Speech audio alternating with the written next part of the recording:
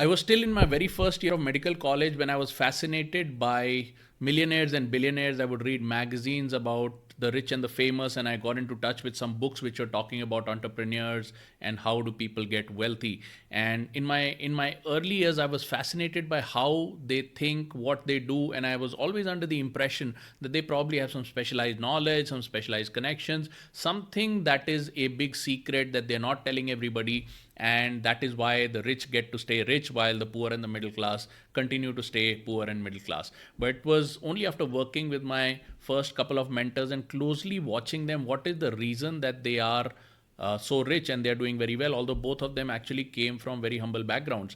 And that is when I realized that actually they are quite internally oriented, and rich and wealthy people actually have certain habits which they have imposed upon themselves in order to stay rich and wealthy, in order to get rich and wealthy, and then stay rich and wealthy. So, in this particular video, I'll be talking about those three habits which I've closely watched a lot of self made millionaires and billionaires actually have.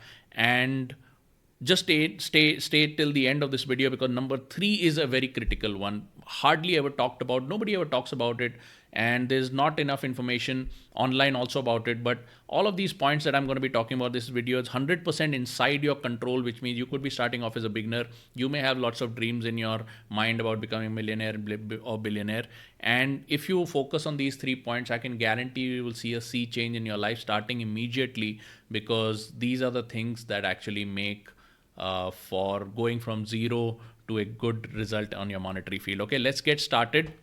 My name is Dr. Rajat Sinha. I'm a medical doctor turned sales strategist. And in my career, just using some of these principles that I'm sharing with you, I've gone from being a medical doctor to an entrepreneur. I had one of my businesses fail, and then I had to go back into a job which found me another mentor. And after that, I was really able to build myself up. And today, actually teaching sales and entrepreneurship throughout India. These are some of the very simple steps that have really helped me. I have no other educational degree except my MBBS degree, and I can quickly share with you what are the things that really helped me that I learned in this journey. All right, so let's get started. What are the things, the three habits of rich people that they really focus on and that has really helped them go up the curve? Number one and most important thing is that the rich control their time. The rich understand that time is a non-renewable resource. There is unlimited amount of money in the world. Actually, all the money in the world is actually printed by banks based on the demand supply situation. So technically speaking, the money supply in the world has just been going on increasing, and that is why we are more and more wealthy or rich over a period of time. And you will see that the money supply is a very flexible thing in the marketplace, but time that you have in life is very limited. So if you want to be a first generation millionaire, billionaire, if you want to be somebody who has changed the trajectory of your family or the last 7 generations, there are families where one big person, one good person has changed the entire trajectory of the family. If you want to be that person in your family, then you need to control your time and you need to use your time very, very wisely. That doesn't mean that every millionaire or billionaire is like a monk who only keep working and they don't have any passions or any hobbies in life. That's not the case. A lot of these guys, they have varied passions and hobbies, you'll see, but at least they control their time, and in the formative years they're very, very focused with their time. Even later you will find they may be going out for some enjoyment, they may be having some hobbies, but there are other factors that they control around those hobbies. They don't just insanely just go ahead and waste their time anywhere. Okay, so number one thing that they do is that they control their time. Secondly, the second thing that they do is that they control their circle. They are very careful about who they are spending time with, because they understand that you are the average of the top 5 people that you consistently spend your time with. So they're very careful about who they spend their time with. And to a large extent, even if they find that people around them, their friends and family, are not growing psychologically or mentally as much as they're growing, their ambition level is still not growing as much as they're growing, they will be very, very careful of spending their time with the people who are not growing as fast as they are growing, at least psychologically and ambition wise. So they want to be spending their time with other people who are doing things in the market, who are taking risks, who are active, who are not wasting their life just in non-constructive things. And that's why they control their time, and they spend their time with the people that are on the same journey as them. So they control their circle. The next and most important thing is that they control their surroundings, they control the tone of their surroundings, which means they control their emotions. Their rich people are very less likely to get panicky in a panic situation and less likely to get excited just because there's a viral new opportunity in the market or something like that. Okay, so they have very stable emotions and they're looking at everything from a long term perspective. So today, if you have some funny little gimmick, some kind of opportunity in the market, they're not going to jump into it all by itself. And if there is something, some kind of panic that's happening, they're not going to sell off their assets or something like that. They're not going to make any panicky moves. And in order to control their emotions, it is very, very important to control your surroundings. So they control their surroundings a lot. Remember, wealth loves silence. Okay, and poverty loves noise. So you will never find them having too much of noise in their house. You will never find them unnecessarily going to noisy places and hanging out with friends who are noisy in their life, who are unfocused in their life. Rich and wealthy people control their surroundings, and the number one thing you can do is to control your emotions and control your circle. Okay, and definitely they control their time. So these are the three habits that have made them rich and wealthy. And if you want to start following it right now, I would highly recommend, just take a diary or a planner. Okay, you have hundreds of apps that further confuse you in life. Just keep a simple diary and planner and start mapping your time. Where exactly did your time really go? A lot of people, they teach about accounting for your money, but what I teach is first start accounting for your time. Every single day you have 8 or 10 productive hours. Where are these hours going? You want to write down.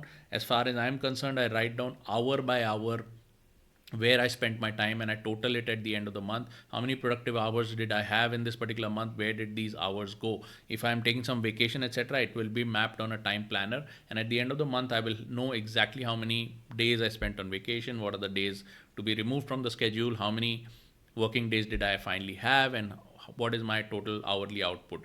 I also break it down into key initiatives, how much time is going into key initiatives, how much time is going into basic operational stuff that I have to do as a solopreneur, although some of it is not really my ideal way of spending time. So you have strategic stuff, then you have operational stuff, and then you'll just have stuff which you need to do. In my case, I have to make these videos, I have to attend some coaching classes, I have to have some webinars. So that is all the activity where I need, which basically show time. I'm in front of the camera, so I have show time, I have operational stuff, and then I have strategic stuff. Okay, and I'm constantly figuring out how this time is balanced. I take coaching from people bigger and better than me, who advise me how to split this time and how to split my energies, how to maximize my energy, how to maximize my time. Okay, my circle I keep very, very simple, very, very small. I don't commit to going to people. If somebody says, hey man, what are you doing this weekend? Even though I may not be doing anything this weekend, I may just be chilling at home, I'll just tell them, hey man, I've got something going on, but let me know what the details are and I will confirm to you probably one day prior or half a day prior. Okay, I don't commit my time very much in advance, even if it is with very close friends and family, because the primary goal over here is to keep increasing and keep growing your own footprint. All right, when it comes to emotions, just give up eating and drinking the kind of foods that screw up with your emotions. So any kind of pre-packaged food, junk food, alcohol, things like that, just get away from that, because that screws with your emotions.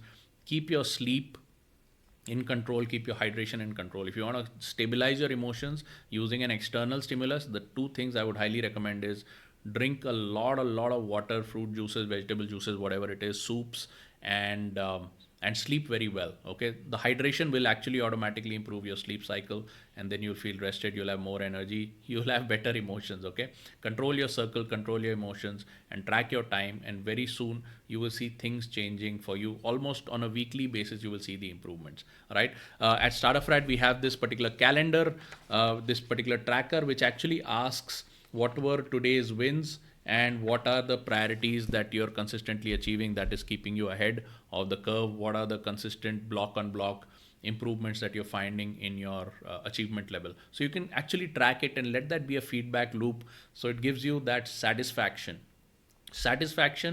lasts longer than pleasure.